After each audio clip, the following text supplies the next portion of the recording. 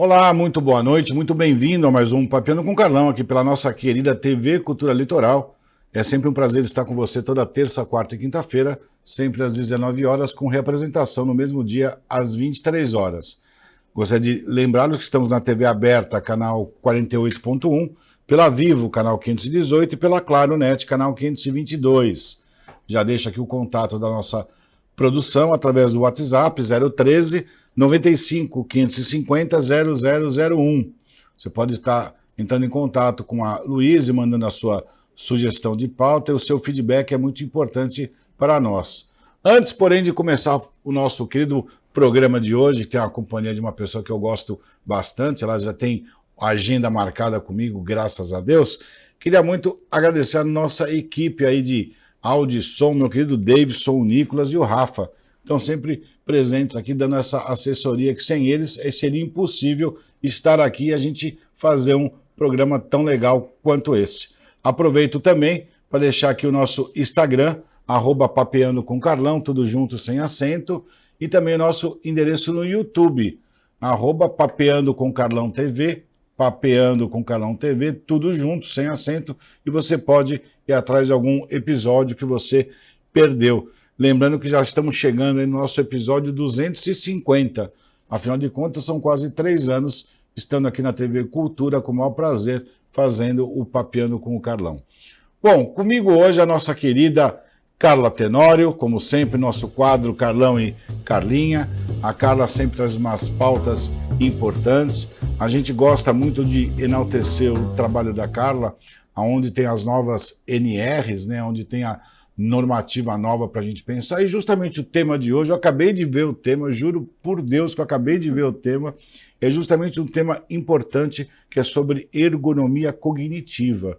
Ou seja, você construir um ambiente de trabalho saudável. Ambiente de trabalho saudável já ajuda muito na saúde mental do seu colaborador, com certeza. Mas quem vai falar isso com maior propriedade e conhecedora do assunto não sou eu. É minha queridona Carla Tenório, sempre aqui do meu lado. Obrigado, Carla, por ter vindo. Ergonomia cognitiva. Pois é. Me fala mais disso, Carla. Deite e rola.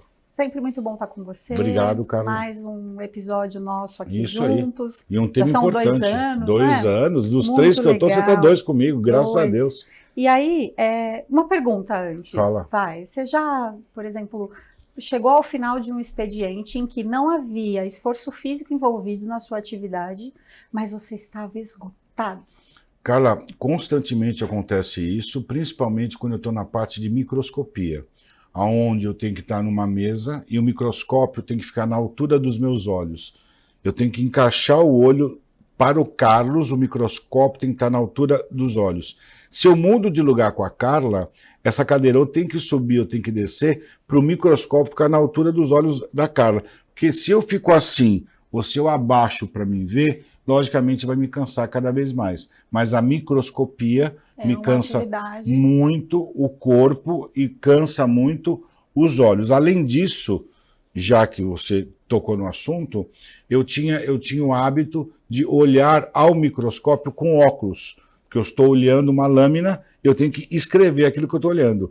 Para não precisar tirar o óculos, olhar no microscópio, colocar o óculos para escrever, eu, por hábito, usava o óculos. O que causou isso? A luz que incide na lâmina, que incide na objetiva, incidiu na minha lente e formou um feixe de luz, fazendo o mesmo efeito de uma lente de aumento no sol, quando você põe uma folha embaixo. Queimou a minha córnea. Olha isso. Então você vê um simples, que para quem atua na área de análises clínicas como eu, de olhar ao microscópio, olha o que pode causar: dor nas costas, dor no ombro, furo o olho, enfim, você tem que ter um cuidado realmente. E o assunto ergonomia cognitiva, a gente percebe bem na recepção, e pessoas que ficam sentadas muito tempo, dentistas que têm uma ergonomia totalmente, tem que ser adequada, porque cada paciente vai estar de um jeito, enfim. ergonomia cognitiva com você. Ergonomia é um assunto já muito falado, muito sim. conhecido, que é essa adaptação do sistema, do ambiente para o trabalhador. Agora, a cognitiva vai além. Vai além. Você veja que você vê uma questão de fadiga que vai além do corpo físico e que pode estar relacionada ao sistema que você realiza o seu trabalho, Sim. mas pode estar relacionada também a uma sobrecarga de demandas simultâneas. E é sem esforço físico, Sem né, Carla? esforço físico. Porque a gente está falando de uma sobrecarga cognitiva, mental, Sim. que vai atrapalhar basicamente quais áreas da tua vida? A tua memória, a tua atenção, o teu raciocínio e a tua tomada de decisão. Você imagina um advogado fazendo um contrato, não é verdade? Que tá com a cabeça Ou ligada. uma galera que trabalha à frente das telas e tem multi-abas abertas, né? Inúmeras abas abertas. A gente tem até um meme na internet, né? Que a minha cabeça tá com um monte de abas abertas. Vem de onde? Exatamente dessa fadiga advinda de um trabalho digital. Que de repente, para alguém que está olhando de fora, mas você trabalha sentado ao computador, exatamente. Não fica cansada, você está trabalhando só com a tela na tua frente. Então, a fadiga cognitiva, e a área de estudo de ergonomia cognitiva, ela é cada vez mais importante nas organizações.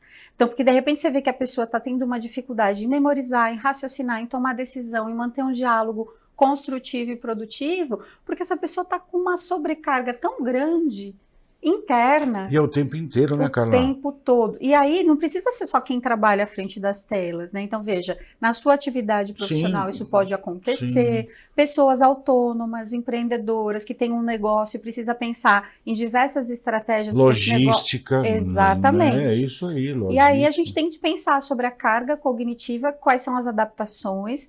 É curioso, porque assim, a gente está falando de psicologia também, talvez a pessoa pense, poxa, mas será que a gente está falando de uma área anexa? Sim e não, porque é conhecida até como a engenharia da psicologia ou a psicologia da engenharia, né? Faz sentido. Que é quando você trabalha exatamente a melhora do sistema e do ambiente e da maneira como esse trabalho é distribuído para diminuir até por pensar, a fadiga, a sobrecarga nesse indivíduo. Até por pensar em você faz ela atende muita consulta online. Muito. E você acaba tendo também, Carla, um limite, né, Carla? Tem. Porque chega uma hora que você já não rende mais.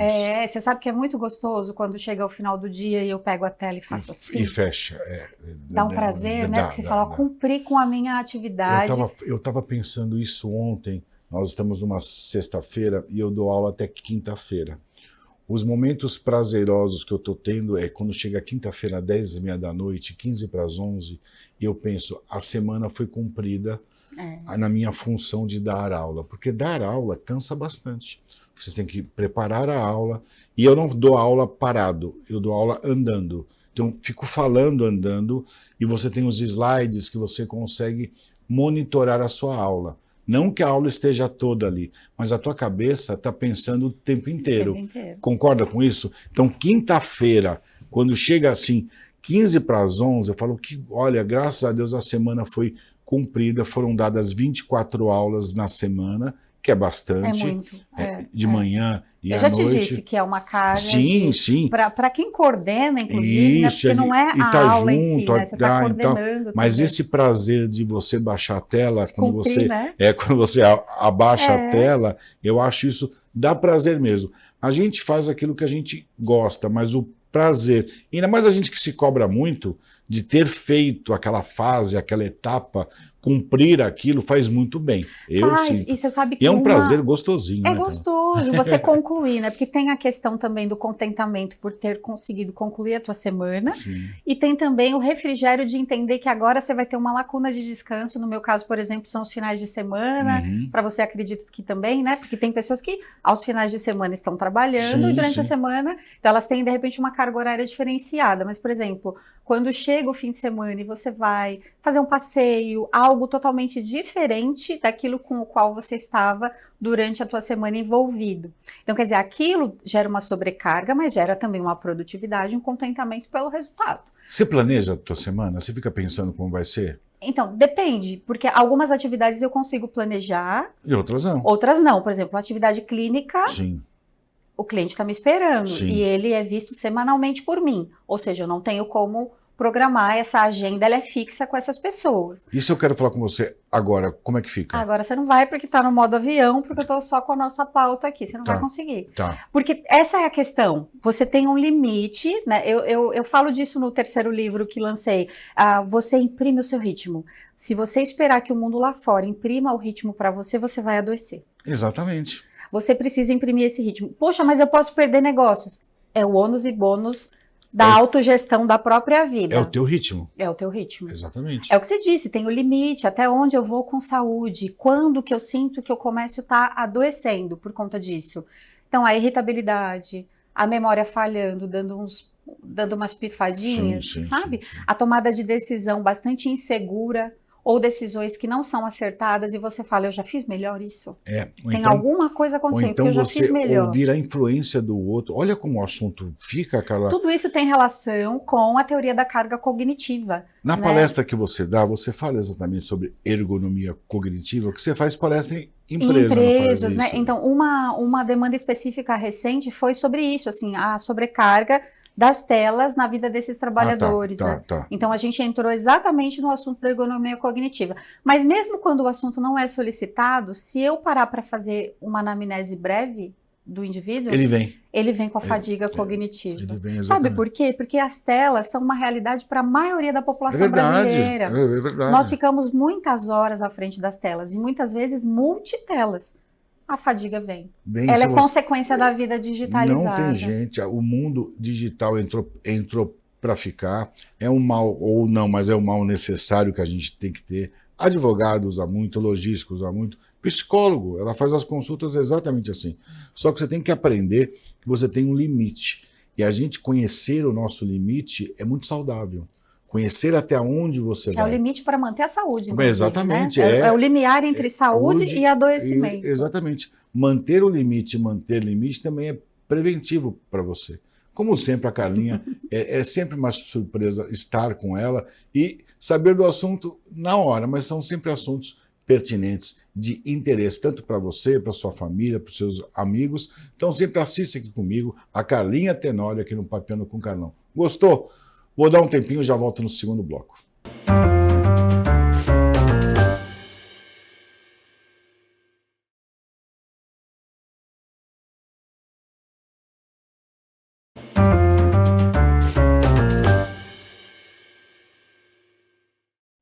Olá, estamos de volta, sempre com um papo interessantíssimo com a minha querida doutora Carla Tenório. A Carla é psicóloga, tem um quadro aqui mensalmente onde ela traz assuntos altamente relevantes. E o assunto de hoje está sendo ergonomia cognitiva, que é muito mais além daquilo que você pensa. Porque a gente fala de ergonomia, a gente vai automaticamente pensar em postura. Quando a Carlinha fala ergonomia cognitiva, é até a sua postura mental. E o que a gente pode fazer para melhorar isso? Cara, me ensina. Pois é, tem uma teoria dos anos 80 de um psicólogo importante, eu até anotei o nome dele aqui, John Sweller. A teoria da carga cognitiva criada por ele mostrava exatamente isso, assim, nós fomos, na verdade, um adendo aqui, ensinados de que podemos entregar muito mais do que entregamos. Imagina, você só usa 10% da sua capacidade, você pode fazer muito mais. Você consegue, tal, isso. Não é? Isso. E aí, ele mostra que a gente tem sim uma memória de trabalho limitada. Essa teoria é bem interessante. E você percebe isso na sobrecarga que você tem em relação à maneira como as suas atividades são realizadas ou organizadas. E você disse bem, organizadas fora e dentro, né, mentalmente. Exatamente. E essa sobrecarga, ela vai fazer com que você erre mais, com que você produza menos, com que você tenha essas pifadinhas. Então, eu conheço pessoas, por exemplo, que viveram situações de ter um apagão no momento muito importante do trabalho delas. Aquele era o único momento que ela tinha que entregar tudo, e exatamente por isso ela viveu um apagão. Então, ela continuou consciente, ela conseguiu olhar para as pessoas, mas ela parou de falar, parou de raciocinar. Parou de falar, e deu uma pane. Parou de falar. Parou, ficou parada. E era um momento em que ela precisava dialogar com o público dela. Então ela teve um apagão ali. Então, quando a gente chega na sobrecarga cognitiva, tudo pode acontecer. Desmaio, que a gente chama de síncope. A pessoa pode sofrer um apagão, como esse que eu acabei de relatar. Minutos depois, ela voltou para o trabalho dela, como se nada tivesse acontecido. Mas deu houve, um na tilt verdade, mesmo, ali um Um reset reset. por conta de uma sobrecarga mental. Então, essa teoria Que louco, da né, carga Carla? cognitiva... É sério isso? É sério. E aí, Carlão, a pergunta que eu quero te fazer. Você observa pessoas em sobrecarga durante o dia delas, no trabalho, na semana? Você já se viu nesse lugar de sobrecarga? Sono alterado, irritabilidade, agressividade, menos produtividade. Você está falando de mim ou não? Não é? Então, quais são os impactos na saúde mental? São muitos, então é lógico que é importante falar sobre isso. Porque esse indivíduo já está no processo de adoecimento. Verdade. Então, as organizações que querem ser sustentáveis, elas querem que o seu negócio vá para frente, siga funcionando, tem que se preocupar exatamente. Vão precisar olhar para esse lado. Exatamente. Criar um ambiente organizacional que seja mais saudável, desenvolver essa cultura mais saudável. Porque a gente que às vezes acaba ocupando um cargo, a gente acha que a gente pode tudo, né? E eu posso tudo. Eu sou Você vai além do seu limite e não são poucas as vezes em que você diz isso, o tempo inteiro, né? Então, assim, a gente sabe que a gente... Não, eu aguento fazer. Eu não sei se é necessidade, já vai virar consulta, como sempre. Eu não sei se é necessidade, Carla, ou se é fuga. Mas se a gente abrir agora aqui o meu celular, eu aposto com você, um Netflix, uma sessão de Netflix com Carla Tenório e Carlão, que vai ter mais de 1000 mensagens paradas ali. Eu não consigo mais responder todo mundo ao mesmo tempo, à mesma hora. Então eu abro o meu WhatsApp, condomínio, já não leio mais. Com condomínio, não sei o que lá, eu vou só em assuntos pertinentes e tento responder o quanto antes. Então, o que eu uso? Eu sinto a necessidade de chegar na minha casa, 11h30 da noite, 15 para meia-noite, eu vou ter aula no dia seguinte, eu tenho que acordar às 6h30. Mas eu tenho que tomar um banho, eu tenho que sentar na minha sala no escuro e ficar pelo menos sozinho, sem ver TV, sem mexer no celular, desligar da tomada, enrolar o fio por uma meia hora. Chame de meditação, chame como fuga, chame que é o espírito. Você pode dar o nome que for, mas eu tenho que sentar lá no meu canto do sofá. É uma estratégia que você encontrou para conseguir... E ficar olhando para o nada durante meia hora. E eu tento pensar nada. Só que quando eu tento pensar nada, eu estou pensando que eu estou pensando nada. Estou pensando que eu estou forçando a não pensar nada. Mas isso me ajuda bastante. Aí depois eu subo, deito na minha cama e aí consigo dormir. Quando eu consigo. Quando eu consigo dormir, que já é mais ou menos quase 1h da manhã, eu desperto sempre às 3h30, 3h37, 3h33, 3h22. Aí você vai ler, é o espírito que vem às 3 da manhã que vem. Então não tem espírito. Vamos falar do cortisol. Pode até ser, mas aí nesse caso a gente pode já fala... Não, não pode acontecer. A gente fala... Não me assusta. Não é humanamente possível uma pessoa administrar a vida que você tem com mais de 1000 mensagens. Então. Percebe? Então, durante o seu dia são requisitos muito acima do limite humano possível. Então, o que a gente fala? O corpo geralmente entrou no modo sobrevivência. E quando ele entra no modo sobrevivência, é exatamente isso. Você não está mais produzindo, você está no modo sobrevivência. Mas acendeu o LEDzinho quando você disse já, né? assim para mim, eu seleciono quem responderei, quais ignorarei, eu já estou no modo sobrevivência. Exatamente. Quando você diz, eu preciso parar e ficar no escuro depois do banho por um tempo, desplugado de tudo que é tecnologia, modo sobrevivência. É uma ferramenta que ajuda a amenizar a sobrecarga que ele já vem trazendo de um bom tempo. Modo sobrevivência, isso vai virar pauta. Modo sobrevivência. Eu faço o quê, Carla? Fala para mim, como eu melhoro a minha ergonomia cognitiva? Então, assim, a gente tem estratégias e ferramentas, obviamente, para cada caso você precisa investigar, mas, por exemplo, essa coisa de ele acordar de madrugada, é uma pessoa que pode estar desenvolvendo um transtorno no sono, um distúrbio do sono, por conta disso, dessas interrupções, essas insônias, não faz todo o ciclo do sono para ser um sono reparador.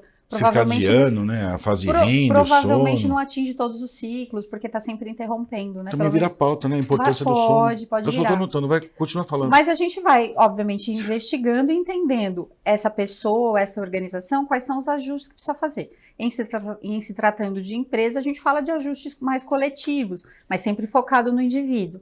As diminuições das interrupções durante a atividade do trabalho é muito importante. Isso atrapalha muito a memorização e o raciocínio. As desabilitações de notificações são muito importantes. Eu já fiz isso. Isso é ótimo. Já estou na fase 2.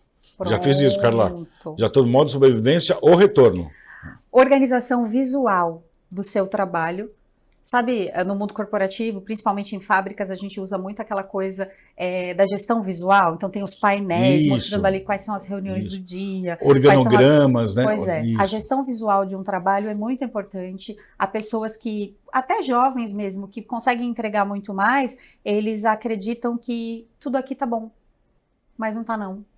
Você vai tirando essa carga cognitiva à medida que você faz uma gestão visual. Então, vale a pena o post-it, vale a pena uma lousa na tua frente, vale a pena uma anotação numa boa e velha agenda. Aliás, eu acho muito legal o fato de você... Você tem? Tenho.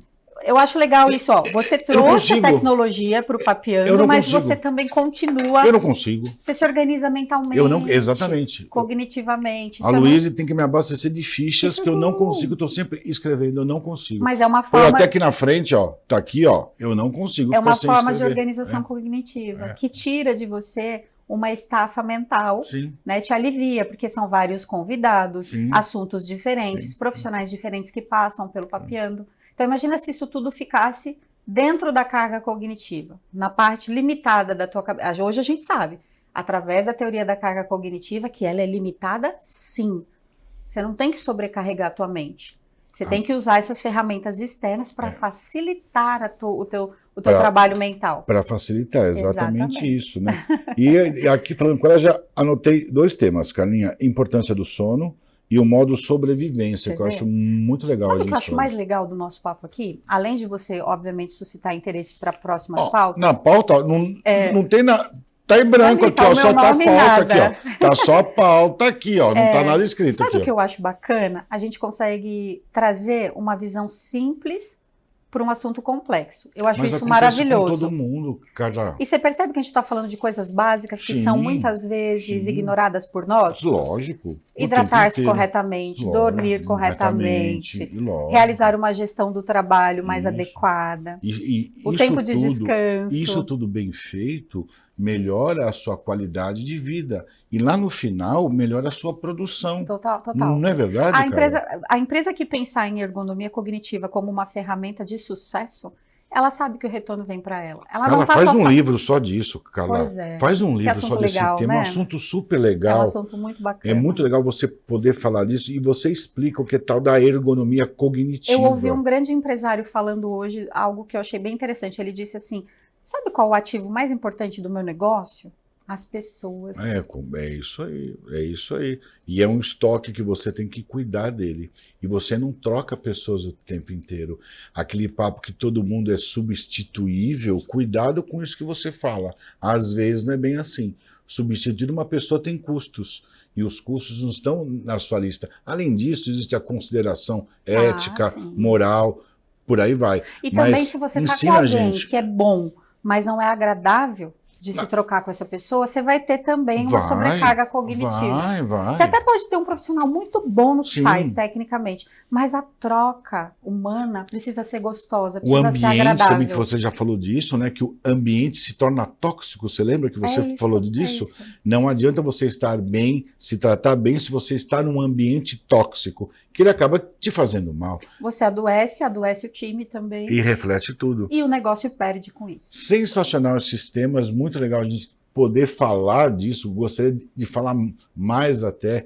Esse tema de ergonomia cognitiva, para mim, foi uma aula. Parabéns, Carlinha. Você cada vez surpreende a gente mais com esses temas que devem ser falados. E outra, hoje em dia, como a gente vive atrás de informação, a gente poder ouvir isso da Carla, que traz isso de uma forma muito leve, onde ela explica exatamente o que é, isso abastece o nosso saber. E isso acaba fazendo muito bem. Que você venha sempre, que você sempre traga esses temas sempre legais. Eu já dei 2, mas quem manda é você. Você vê o tema que você quer e você sempre será muito bem-vinda. Obrigado mais uma vez. Obrigada. Eu que agradeço a oportunidade de poder dar luz a esses assuntos aqui. A sua luz ilumina bastante. Ela é uma ciência necessária para os dias atuais, cada vez mais. E quando a gente pensa em pessoas, a gente também pensa em negócios e tudo vai avante, né? Tudo vai adiante. Deixa eu falar uma coisa, olhando no seu olho. Diga. Você não faria coisa melhor do que aquilo que você faz. Obrigada. Parabéns. Você é uma excelente psicóloga. Muito obrigada. É muito legal, né? Você tem uma pessoa Fico feliz do lado, com isso. E ela acaba me consultando toda vez que ela vem aqui. Nem que o papo só role na entrevista, Pois como hoje, né? Que ela já estava aqui esperando, já sentei, já o Carlão falei. tem um gostinho do que é fazer terapia comigo e a galera de casa também. Um gostinho do que seria fazer terapia. E já segue aí, @Carla Tenório, tudo junto, _. @Carla Tenório, tudo junto, _. Carla, beijo. Até a próxima. Até a próxima. Obrigado. Para você que me assiste, um grande beijo. Valeu. Tchau, tchau.